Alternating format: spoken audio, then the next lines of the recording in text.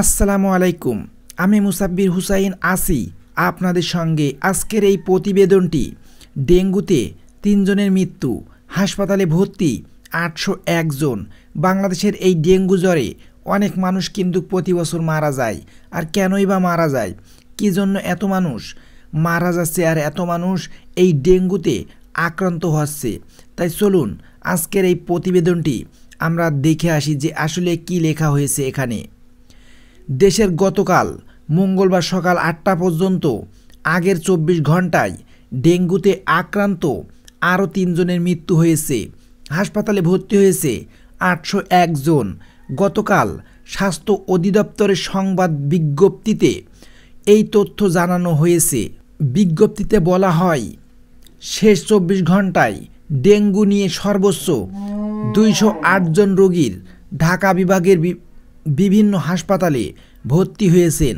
এছাড়া ডিএসসিসির বিভিন্ন হাসপাতালে ১৫৩ জন, চট্টগ্রাম বিভাগে বিভিন্ন হাসপাতালে ১২৬ জন, ডিএনসিসির বিভিন্ন হাসপাতালে ১১৫ জন, খুলনা বিভাগে বিভিন্ন হাসপাতালে ৬১ জন, বরিশাল বিভাগে বিভিন্ন হাসপাতালে ৫৫ জন, রাজশাহী বিভাগে বিভিন্ন হাসপাতালে ১৭ জন, সিলেট বিভাগে বিভিন্ন হাসপাতালে ২ জন ভর্তি হয়েছেন।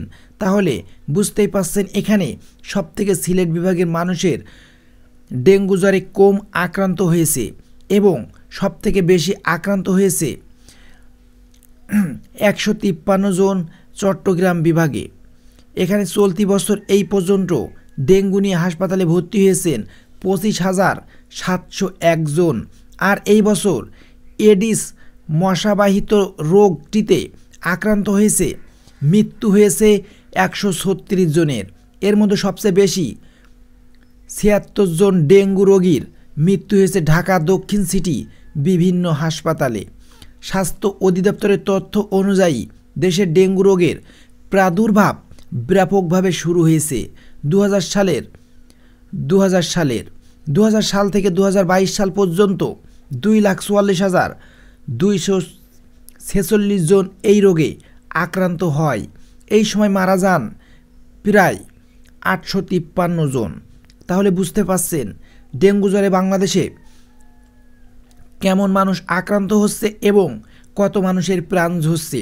এই ডেঙ্গু থেকে বাঁচতে হলে আমাদের অনেক করণীয় আছে।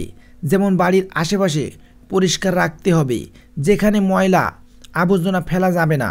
যেখানে সেখানে ময়লা আবর্জনা ফেললে সেখানে বিভিন্ন রকম রোগ বৃদ্ধি ছড়ায়, যার কারণে কিন্তু ডেঙ্গু জ্বর হতে পারে। তাই আমাদের সবসময় সচেতনতা বজায় রাখতে হবে।